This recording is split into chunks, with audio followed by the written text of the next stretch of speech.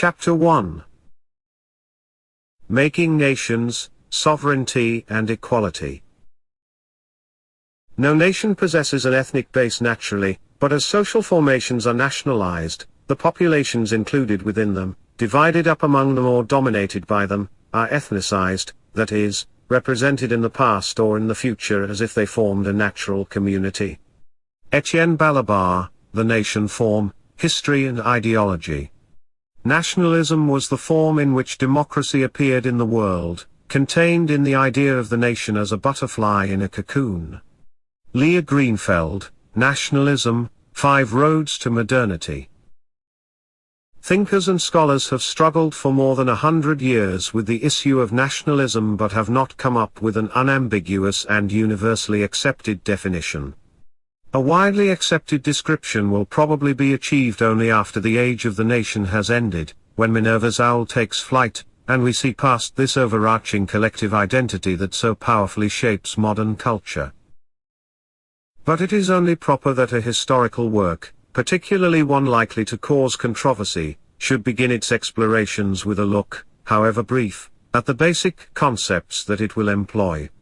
In any event, this is sure to be a challenging, even exhausting voyage, but a lexicon that consists of explanations of the conceptual apparatus employed in this book may prevent superfluous wandering and frequent stumbling. European languages use the term nation, which derives from the late Latin natio. Its ancient origin is the verb nascere, to beget. Until the 20th century, this term denoted mainly human groups of various sizes and with internal connections. For example, in ancient Rome it commonly referred to aliens, as well as to species of animals. In the Middle Ages it could denote groups of students who came from afar. In England at the start of the modern era it denoted the aristocratic strata. Now and then it was used in reference to populations of a common origin, sometimes a group speaking a particular language.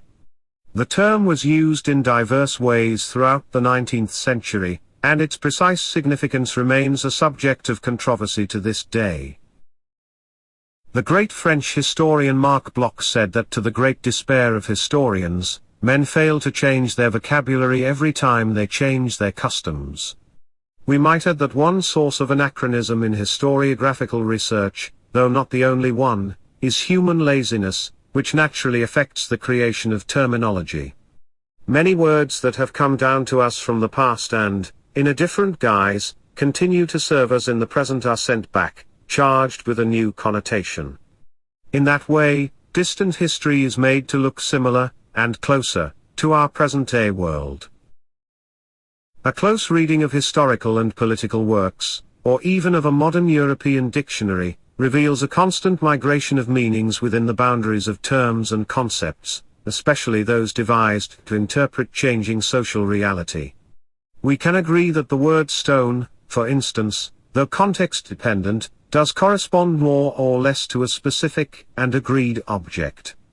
Like many other abstract terms, however, concepts such as people, race, ethnos, nation, nationalism, country, and homeland have, over the course of history, been given countless meanings, at times contradictory, at times complementary, always problematic.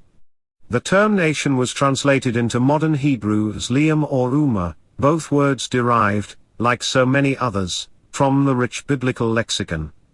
But before taking the discussion to the crucial national issue, and trying to define nation, which still very reluctantly submits to an unequivocal definition, we should stop to consider 2 other problematic concepts that keep tripping up the clumsy feet of professional scholars.